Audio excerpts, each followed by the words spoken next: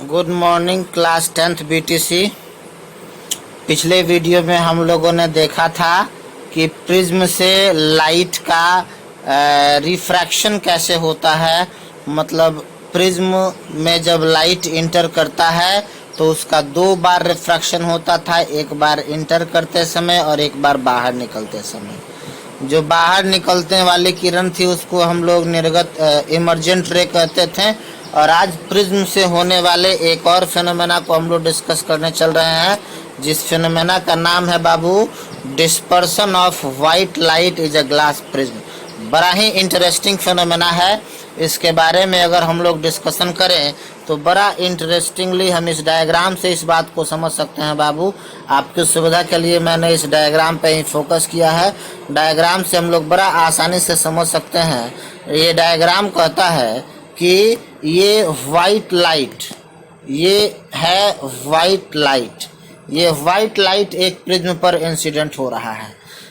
Prism से 2 बार refraction होता है, ये हम लोगों ने देखा था, ठीक ना। ये जो डॉटेड लाइन से हमने दिखा दिया है, ये डॉटेड लाइन है जिसमें लाइट ओरिजिनल अपने इस डायरेक्शन में जाता, लेकिन यह एक बार यहाँ अपवर्तन होते हुए दिखाई दे रहा है और एक बार यहाँ भी अपवर्तन होने के साथ साथ ये आपको दिखाई दे रहा है बाबू कि 7 डिफरेंट कलर्स में जो है वो बंट जा रहा है। इस 7 कलर्स में बंटने की जो फेनोमेना है इसको हम लोग कहते हैं dispersion of light. Means the process of splitting up ray of white light into its 7 component color while passing through a glass prism is called dispersion of light। और ये जो 7 कलर है बाबू, सबसे नीचे आपको दिखाई दे रहा होगा बाबू वायलेट लिखा गया है और सबसे ऊपर आर फॉर रेड लिखा गया है। ये जो 7 कलर्स हैं बाबू वो नीचे से ऊपर की ओर आप देख पाइएगा यदि, तो इन 7 कलर्स का जो ऑर्डर होता है वो इन 7 कलर्स के ऑर्डर को फिक्स कर दिया गया है। ये 7 कलर का ऑर्डर सबसे नीचे होता है वायलेट, उसके बाद इंडिगो, उसके बाद ब्लू, उसके बाद ग्रीन, उसके बाद येलो, उसके बाद ऑरेंज और सबसे ऊपर रेड। ये 7 कलर्स हमें मिलते हैं इस डिस्पर्सन से। V for violet, I for indigo, B for blue, G for green, O for Y for yellow, O for orange और R फॉर रेड। मतलब हम लोग ये भी कह सकते हैं कि सबसे ज़्यादा रिफ्रैक्शन जो होता है वो वायलेट कलर का होता है और सबसे कम रिफ्रैक्शन जो होता है वो रेड कलर का होता है। मतलब वायलेट कलर के लिए अगर हम लोग बात करें बाबू, तो वायलेट कलर के लिए रिफ्रैक्टिव इंडेक्स जो होगा वो मैक्सिमम होगा और रेड कलर के लिए मिनिमम होगा। मतलब जैसे जैसे हम नीचे से ऊपर की ओर जा रहे हैं ये क्या हो रहा है, रिफ्रैक्टिव इंडेक्स जो है वो डिक्रीज हो रहा है।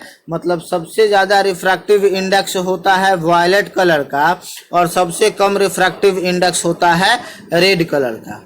क्यों? क्योंकि सबसे ज़्यादा रिफ्रैक्टिव इंडेक्स किस आधार पे कहा गया है, तो सबसे ज़्यादा नीचे कौन मुड़ा है, वायलेट मुड़ा है। मतलब सबसे ज़्यादा रिफ्रैक्शन जो हुआ है वो वायलेट का हुआ है, उसके से कम हुआ है इंडिगो का, उससे कम हुआ है ब्लू का और सबसे कम लास्ट में होता है रेड का। ठीक है। अब सवाल उठता है कि ऐसा क्यों हो रहा है। तो ऐसा बाबू इसलिए हो रहा है कि ये जो 7 कलर्स है ना, VIB, GY, OR, in 7 colour में सबसे अधिक वेवलेंथ होता है किसका, रेड का। सबसे अधिक वेवलेंथ होता है रेड का और सबसे मिनिमम, सबसे कम वेवलेंथ होता है किसका, वायलेट का। तो इसमें आपको एक और बातें समझ में आ गई होंगी आपको बाबू कि रेड कलर का वेवलेंथ सबसे ज़्यादा होता है, इसलिए रेड कलर का रिफ्रैक्टिव इंडेक्स और रिफ्रैक्शन जो होता है वो कम होता है। ठीक है। वायलेट कलर का वेवलेंथ सबसे कम होता है, इसलिए इसका रिफ्रैक्टिव इंडेक्स या रिफ्रैक्शन सबसे ज़्यादा होता है। ठीक है, तो ये बात हम लोग समझ गए। ये सातों कलर जो हैं एक फिक्स्ड ऑर्डर में, इसको प्राप्त करने के लिए यहाँ पे बाबू कोई ना कोई स्क्रीन लगाया जाएगा। इस स्क्रीन के विषय में बताया गया कि ये स्क्रीन किस कलर का है, वाइट कलर का है। माने एक ऐसा स्क्रीन है जो वाइट कलर का है। वाइट कलर का होने से ये सातों कलर आपको क्लियरली दिखाई देंगे। तो ये जो वाइट कलर पे वाइट स्क्रीन पर जो इस सातों कलर को हम लोगों ने ऑब्टेन किया है, इस वाइट स्क्रीन को हम लोग नाम देते हैं स्पेक्ट्रम। मतलब ये प्रोसेस, 7 रंगों में बंटने का जो प्रोसेस है उसको हम लोगों ने नाम दिया है डिस्पर्सन।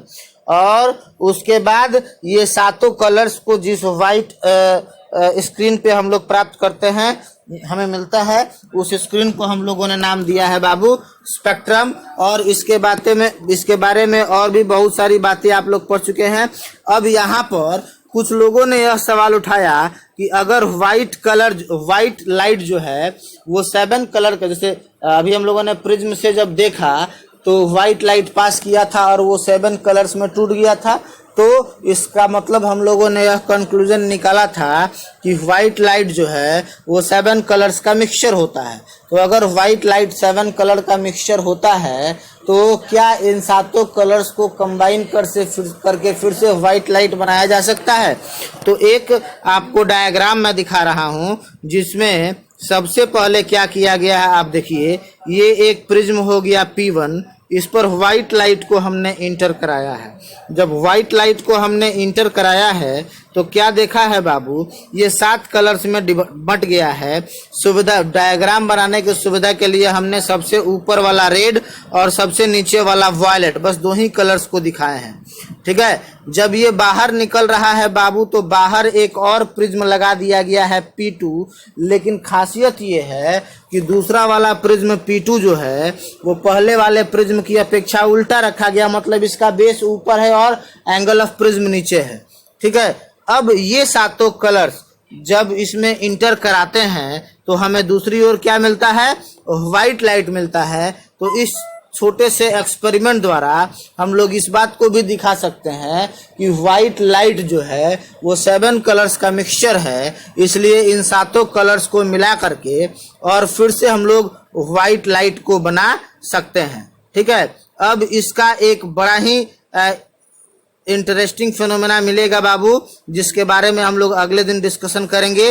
वो this is the formation of rainbow. तो इस फॉर्मेशन ऑफ रेनबो के बारे में हम लोग अगले वीडियो में डिस्कशन करेंगे। तब तक के लिए good bye to all the students. Thank you, good bye.